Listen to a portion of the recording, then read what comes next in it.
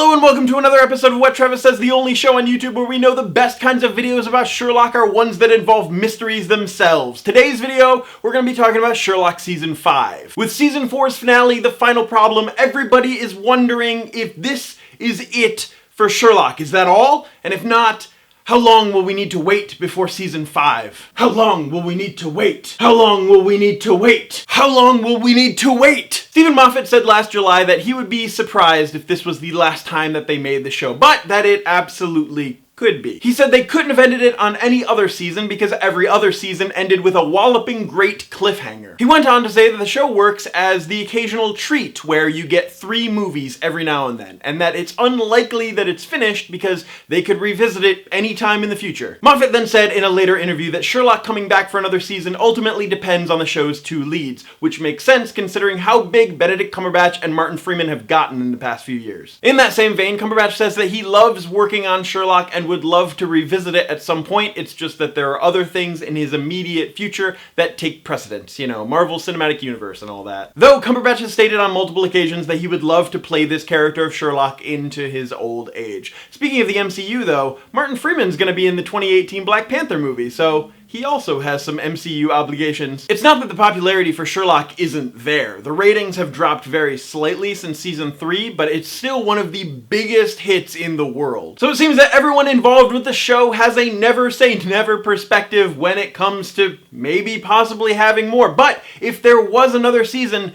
where could Sherlock go from here? Mark Gatiss has said if they were going to make a season 5, it would build on the backstory of the first 4, which makes sense, but there was a sense of finality to the last 3 episodes. The way that these last few episodes were able to tie back from aspects from the first season and help bring everything full circle. The obvious turn would be to explain more about Euros's character. Sherlock is just now starting to remember big chunks of his past, so there could be a lot of younger childhood Sherlock stuff tied into the present, possibly. Also, what has Irene Adler been up to? There were so many Irene Adler mentions and hints that I'm honestly surprised that she didn't show up at the very end of this last episode. Why would you bring up Irene Adler so much, mention that she's still alive, that she's still talking to Sherlock, without bringing her back as a character? We could see more of Toby.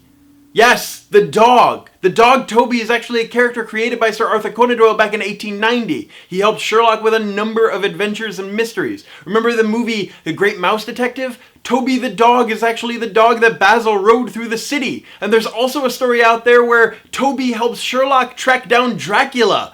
It's not a Conan Doyle story, but it's out there. Toby is an important character. And now I want to rewatch The Great Mouse Detective. And it's kind of sad that Toby the dog was really only able to help out Sherlock in this one episode, but apparently that dog was a nightmare to work with, so they could just recast him? And Molly Hooper is a character that definitely needs more exploration and development. She's been emotionally beaten up over the years, but it would be really neat to see her come into her own as a more prominent character. Oh, spin-off idea! The Adventures of Molly and Toby. Nah, that's dumb.